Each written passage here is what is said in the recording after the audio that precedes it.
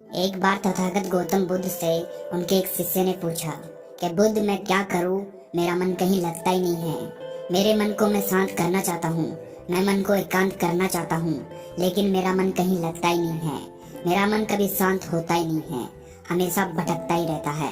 अब आप ही बताइए कि मैं क्या करूं। गौतम बुद्ध ने उस शिष्य की सारी बातें सुनी और कहा कि आज मैं तुम्हें एक कहानी सुनाता हूँ। इस कहानी को सुनने के बाद तुम्हारे सभी प्रश्नों के जवाब तुम्हें मिल जाएंगे। गौतम बुद्ध ने फिर कहानी सुनानी शुरू करी कि एक बार एक गुरु अपने शिष्य को ध्यान साधना सिखा रहे थे। तभी एक शिष्य ने खड़े होकर कहा कि पिछले दिनों से मेरे मन में एक प्रश्न चल रहा है गुरुजी, लेकिन मुझे उसका उत्तर नहीं मिल पा रहा है। क्या मैं वो प्रश्न आपसे पूछ सकता हूँ? तो गुरु ने कहा कि बिल्कुल पूछ सकते हो, पूछो क्या प्रश्न है आपका। शिष्य ने कहा, जैसे हम सब खाना खाते हैं तो हम सबकी भूख मिट जाती है, लेकिन ये ध्यान के संदर्भ में ऐसा क्यों नहीं होता है? हम सब आपके बताए अनुसार एक ही जैसा ध्यान करते हैं, लेकिन कोई पहले तो कोई बाद में ध्यान को उपलब्ध होता है और कोई तो पूरी जिंदगी ही ध्यान को उपलब्ध नहीं हो पाता है। जैसे खाना खाने के बाद सबकी भूख मिट जाती है, ठीक वैसे ही ध्यान से भी हम सबका मन शांत हो जाना चाहिए, लेकिन ऐसा क्यों नहीं होता? आखिर क्यों? गुरुजी ने कहा, कल गांव के सबसे बड़े सेठ के घर मुझे खाना खाने के लिए बुलाया गया है, तुम भी मेरे साथ वहां चलना। इतना कहकर गुरुजी वहां से चले गए। अगले दिन दोनों गुरु और शिष्य सेठ के घर खाने के लिए पहुंच जाते हैं। उस सेठ की पत्नी ने उन्हें भोजन के लिए बुलाया था। उन दोनों के साथ सेठ भी भोजन के लिए बैठ जाता है। जैसे ही सेठ भोजन का पहला निवाला अपने मुंह के अंदर डालता है, भोजन की थाली को उठाकर दूर फेंक देता है और अपने नौकरों पर चिल्लाते हुए कहता है कि कैसा बेकार खाना बनाया है, इसमें बिल्कुल भी स्वाद नहीं है। जाओ और मेरे लिए दूसरा भोजन बना कर लाओ। और वो वहां से उठकर चला जाता है। सेठ की पत्नी उन दोनों गुरु और शिष्य से माफी मांगती है और उन्हें बड़े प्रेम से भोजन परोसती है। दोनों भोजन करते हैं और अंत में गुरुजी 2 रोटियां अपनी थाली में छोड़ देते हैं और सेठ की पत्नी को कहते हैं कि बेटी, तुम इन दोनों रोटियों को एक कपड़े में बांधकर दे सकती हो क्या? सेठ की पत्नी ने दोनों रोटियों को एक कपड़े में लपेटकर गुरुजी को दे दिया और फिर वो दोनों वहां से निकल पड़े। रास्ते में गुरुजी ने शिष्य से पूछा कि तुम्हें भोजन कैसा लगा? शिष्य ने कहा कि भोजन तो बहुत स्वादिष्ट था। गुरुजी ने कहा, बस स्वादिष्ट, इसके आगे तुम्हें कुछ नहीं लगा? शिष्य ने कहा कि इसके आगे और क्या लग सकता है? भोजन स्वादिष्ट था, उससे मेरा पेट भर गया, और इसके आगे और क्या अच्छा लगता? तभी गुरुजी ने शिष्य से पूछा, जब स्वादिष्ट ही था तो उस सेठ को भी अच्छा लगना चाहिए था ना, लेकिन उसे तो अच्छा नहीं लगा, आखिर ऐसा क्यों हुआ? तब शिष्य ने कहा कि गुरुजी, ये बात मेरे को भी समझ नहीं आ रही कि भोजन तो अच्छा था, लेकिन पता नहीं फिर भी उस सेठ को अच्छा क्यों नहीं लगा। मुझे तो कुछ भी समझ नहीं आ रहा, आप ही बताइए। गुरुजी ने कहा कि बताऊंगा, अभी तुम मेरे साथ चुपचाप चलो। चलते चलते गुरु और शिष्य बहुत आगे तक आ गए। तभी शिष्य ने पूछा कि गुरुजी, हम कहाँ जा रहे हैं? ये तो हमारे आश्रम का रास्ता नहीं है। गुरुजी ने कहा कि तुम बस चलते रहो। बहुत दूर चलने के बाद एक पतला सा आदमी आकर गुरुजी के पैरों में गिर गया और कहने लगा, हे भगवान, मेरी मदद करो, मैंने पिछले 4 दिनों से कुछ भी नहीं खाया है, कृपया मुझे कुछ खाने को दो। गुरु ने उस आदमी को एक पेड़ के नीचे बिठाया और वो 2 रोटियां दी।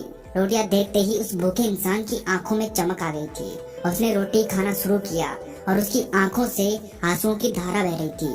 वो रोता जा रहा था और खाना खाता जा रहा था, साथ ही अपने दोनों हाथों को ऊपर की ओर उठाकर कुछ इशारा कर रहा था। शायद वो अनंत शक्ति को धन्यवाद कर रहा था इन रोटियों के लिए कि तूने मुझे ये रोटियां देकर मेरी जान बचा ली। और रोटियां खाने के बाद उसने गुरुजी को धन्यवाद किया और वहां से जाने लगा। तभी गुरुजी ने उसे रोककर पूछा कि रोटियों का स्वाद कैसा था? उसने कहा, स्वाद तो था ही नहीं, भगवान थे इन रोटियों में, साथ साथ परमात्मा इन रोटियों में थे, अमृत था इन रोटियों में। इतना कहकर वो गरीब इंसान वहां से चला गया। उसके जाते ही गुरु शिष्य को समझाते हुए कहा कि देखो, भोजन एक ही था, लेकिन सेठ को उसमें जरा भी स्वाद नहीं आया।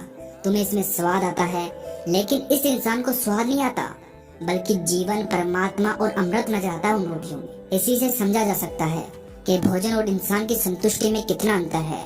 सेठ को इस भोजन में बिल्कुल संतुष्टि नहीं मिली, तुम्हें थोड़ी सी संतुष्टि मिली, लेकिन इस गरीब और भूखे इंसान को इसमें अनंत संतुष्टि मिलती है। बिल्कुल ऐसा ही ध्यान के संदर्भ में होता है। जिसकी जितनी बड़ी चाहत होती है, जिसको जितनी ज्यादा बड़ी प्यास होती है, वो उतना ही जल्दी अपना रास्ता बना लेता है। जिस इंसान के अंदर ध्यान की जितनी बड़ी प्यास होती है, वो उतना ही जल्दी ध्यान को प्राप्त कर लेता है। वो शिष्य अब अपने गुरु की बात समझ चुका था और उसे अपने सारे प्रश्नों के जवाब मिल चुके थे। गौतम बुद्ध ने अपनी कहानी को समाप्त करते हुए अपने शिष्य से कहा कि अब गुरु के शिष्य को तो अपना उत्तर मिल गया, लेकिन तुम्हें तुम्हारा उत्तर अभी भी नहीं मिला कि मन क्यों नहीं लगता। तो सबसे पहले तुम ये समझो कि जो लग जाए वो मन नहीं, क्योंकि मन का काम है भटकना। खासकर कोई वस्तु हमारे पास अधिक मात्रा में होती है तो मन उस वस्तु से उब जाता है और उससे दूर भागने लगता है, जैसे उस सेठ का मन भोजन से भाग रहा था। अगर कोई वस्तु सीमित मात्रा में है तो ये मन उस वस्तु से थोड़ा लगाव रख भी लेता है, जैसा उस गुरु के शिष्य को भोजन से थोड़ा बहुत लगाव था। लेकिन अगर कोई वस्तु आपके पास कम मात्रा में है या फिर है ही नहीं, तो ये मन उसके पीछे भागना शुरू कर देता है और उस वस्तु को हर हाल में पाना चाहता है। लेकिन जब बात हमारे प्राण पे आ जाए, जैसे कि उस गरीब के लिए वो 2 रोटियां, तो हमारा मन गायब हो जाता है वहाँ से। ऐसी स्थिति में मन का कोई अस्तित्व नहीं रह जाता। फिर हम भोजन का प्रकार या स्वाद नहीं देखते, जो हमें मिल जाता है हम उसे ही खा लेते हैं।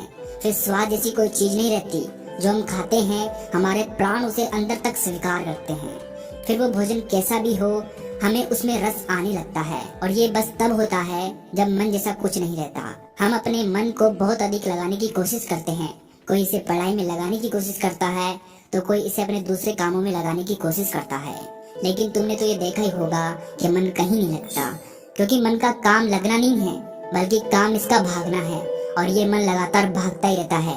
जो हमारे पास नहीं है उससे पाना चाहता है, और जो हमारे पास है उससे दूर जाना चाहता है। और जब कोई वस्तु या इंसान हमसे दूर चला जाता है तो फिर उसे ये पाना चाहता है।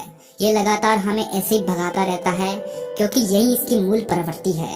गौतम बुद्ध ने आगे कहा कि आपके मन में अब ये सवाल उठ रहा होगा कि अगर मन का काम भागना ही है तो क्या हम सारी उम्र बस भागते ही रहते हैं? क्या हम कभी इसे अनंत शांति का अनुभव नहीं करेंगे? अगर जीवन को ध्यान से देखा जाए तो जीवन ऐसा ही है। इंसान जन्म से लेकर मृत्यु तक बस भागता ही रहता है। लेकिन कभी कभी कुछ लोग ऐसे भी रह जाते हैं जो इस भाग दौड़ भरी जिंदगी से बाहर निकल आते हैं। वो भागना बंद कर देते हैं, क्योंकि वो जीवन की सच्चाई को समझ चुके होते हैं। इसीलिए वो व्यर्थ की चीजों के पीछे भागना बंद कर देते हैं, और ऐसा करने के बाद चीजें फिर उनके पीछे भागती है। अब आपके मन में ये प्रश्न उठेगा कि आप अपने मन के अंदर शांति कैसे ला सकते हैं? तो इन सारे प्रश्नों का बस एक ही उत्तर है, वो है ध्यान। ध्यान एकाग्रता लाता है और मन इसे विचलित करता है, लेकिन ध्यान ठहराव लाता है। एक माली जब बागवानी करता है तो उसमें वो खो जाता है। वो अपने प्राणों से पौधों को पानी देने का आनंद लेता है।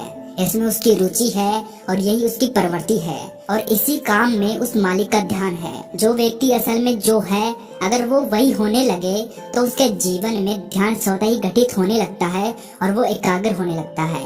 लेकिन जो व्यक्ति जैसा है ही नहीं, अगर वो वैसा बनने की कोशिश करता है तो उसकी एकाग्रता नष्ट होने लगती है।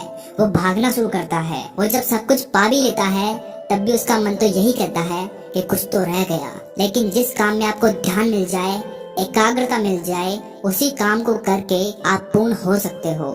Thanks for watching. Subscribe now. Power dose of life.